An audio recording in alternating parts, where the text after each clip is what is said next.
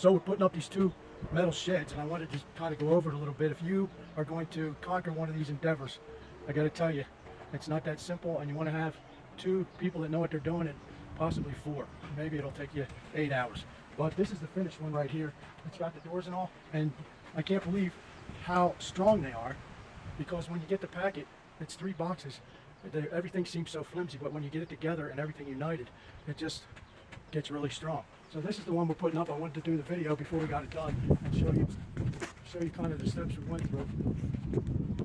First, you got to put your rails down on the bottom. The rails go all around the bottom, and then you're going to put your corners up. Your corners go up, and then I would put your top rails up on top.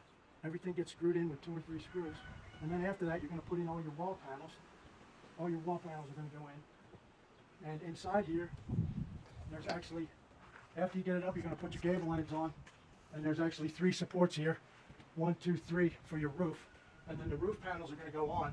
But you're going to put your roof panels on, and then you got a cap that goes over them that's like 4 feet long. So as you're coming down, you want to put your 4-foot roof cap in, or you're not going to be able to reach it. And I wouldn't recommend standing on the roof on these things. So you're going to want to put your roof cap in as you go. And then when you get to the end, you'll just finish up here. Let me show you the roof cap. This is your roof capping right here. So this goes over top. They're like 4 feet long. But you want to put them in as you go, or you're not going to get them in. And there's an instruction book that comes with it. It's like construction by numbers.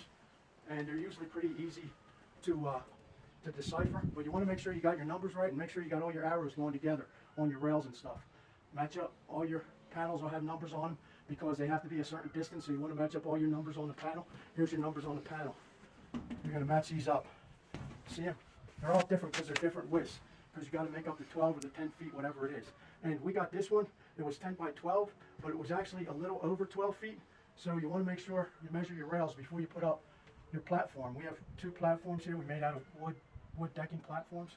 So we had to actually add onto the end, because it was like 12.2 or 12.3.